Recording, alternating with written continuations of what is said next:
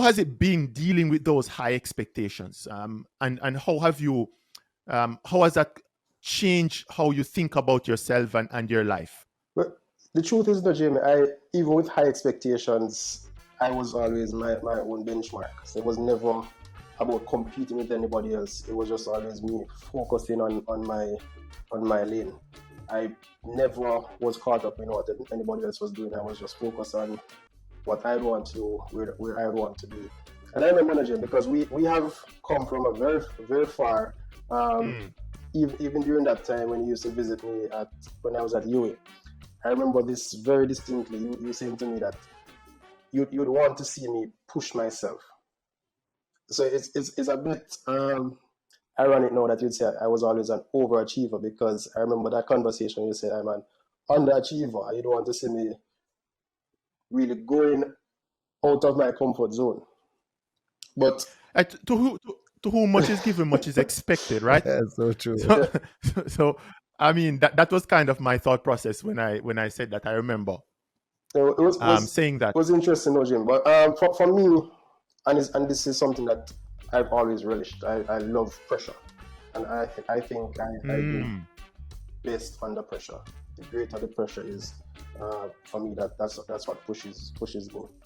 And I think there's a distinction between stress and pressure, and that's where I think double click on that. Double click on that for us. The distinction that you have between stress and pressure. How do you think about that? All right, and I'll be pulling things from all over.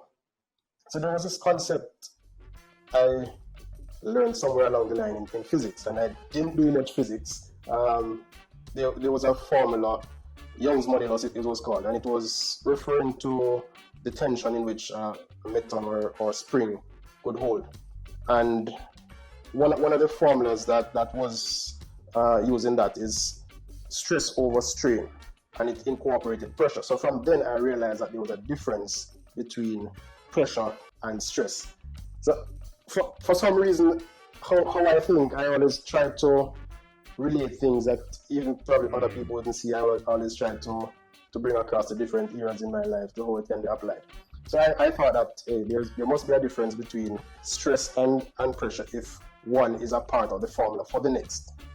And that's how I initially started to look at it, and then going through with exposure, experience to different things, I would think that pressure is that if you know and again, this is applying something else. There's this, it's almost like a bell curve with stress and performance. So the higher the stress is, then the greater the performance is up to a point. But I don't think it is really the stress. I think it is the pressure and the external factors that are there to push persons, and beyond that a certain point, then is where you have burnout and having all sort of things going haywire. So I always try to see how I can push that boundary, how I can be under more pressure, and see how much more I could achieve with that. So I was always pushing the limits, seeing how much I could achieve in shorter space of time. That's interesting. That's interesting. And I'll turn to Fritz on this. Coming in, new CEO, executive, I'm sure that you are under a lot of pressure.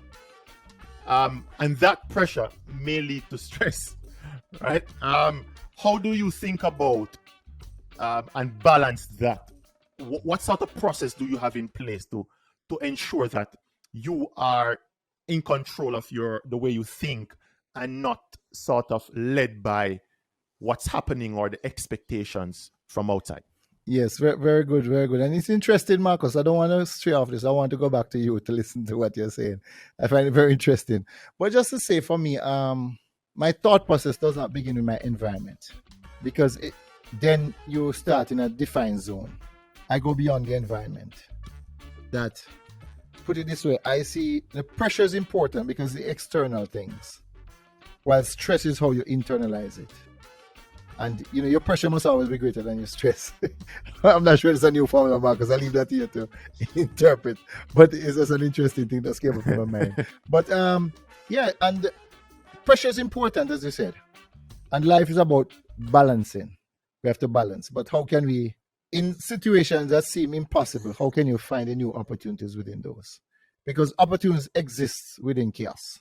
It exists within that moment of change, transition. So lots of opportunities lie in transition when people tend to back off. That's the time when to. It reminds me of the difference between the eagle and the other birds. The other birds would run in a high, with high wind current, right? But the eagle uses the wind current to glide. So that's essentially. But Jamie, I want to turn it back over to Marcus. Let's hear him. It's interesting. Yes. No, I think I mean we're just applying different perspective. I think it's good to hear different ideas between pressure and stress and how we use that process. I'm keen though, Marcus, on another process of yours that I'm quite familiar with, and I know you use it a lot, which is this your SWOT. It's very widely used, very common process within organization. But how do you use that to sort of guide or act as a mental model for you on a daily basis, almost? And that's a good question, Jamie. I'm in a unique environment now where I practice medicine in the military context, and both contexts they will independently use different models. Medicine is heavily evidence-based. There are different models used in the military. For me, in any decision-making process, situational awareness has to be high there, projecting into the future.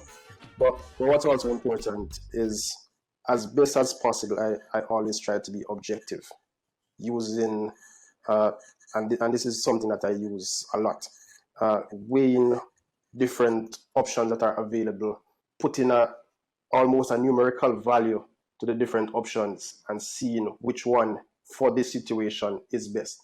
The SWOT, looking at the strengths and weaknesses of the different options presented in front of me, and going beyond the SWOT, but also using what we call the 𝗏𝗏 matrix, seeing how we can leverage the weaknesses with the opportunities and threats with the strengths, seeing how we can pair them, match them, and ultimately which one will weigh out better when I put them in that scale.